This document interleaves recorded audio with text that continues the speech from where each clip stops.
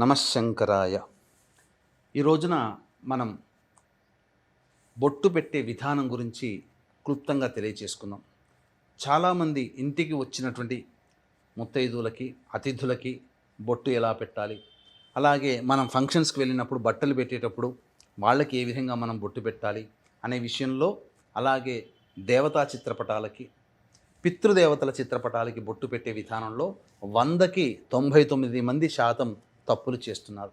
కాబట్టి మన సాంప్రదాయం, ఆచార వ్యవహారాల ప్రకారం శాస్త్రం చెప్పినటువంటిది, మనం బొట్టు పెట్టుకోవాలంటే మనకు ముందుగా ఆయుక్కారకుడైనటువంటి శనికి సంబంధించింది మధ్యవేలు, మిడిల్ ఫింగర్. ఈ మిడిల్ ఫింగర్తో మనం నుదుటిన మనం బొట్టు పెట్టుకొని, ఎవరికైనా అతిథులకి, ముత్తైదువులకి బట్టలు పెట్టేటప్పుడైనా అప్పుడు చూపుడు వేలుతో కాకుండా ఈ యొక్క బొటన వేలితో మనం బొట్టు పెట్టాలి.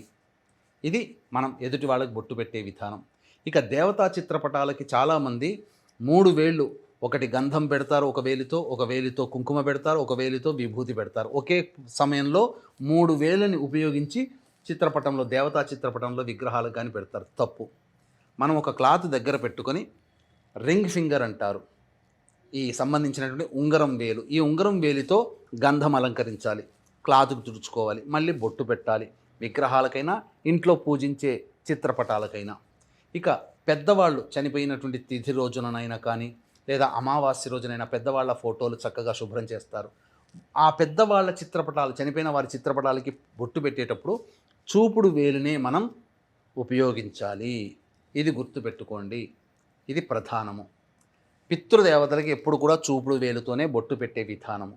ఇక ఈ సంబంధించినటువంటి మన ఇంటికి ఎవరైనా వచ్చినా, మనం ఎవరికైనా బొట్టు పెట్టాల్సి వచ్చినా, మనం బొట్టు పెట్టుకోవడం, ఎదుటి వాళ్ళకి బొట్టు పెట్టడం అనేది తూర్పు పడమర దిశలోనే ఉండాలి తప్ప ఉత్తర దక్షిణ దిశల్లో ఉండి మనం పెట్టకూడదు, మనం పెట్టించుకోకూడదు. ఈ నియమాన్ని గమనించండి.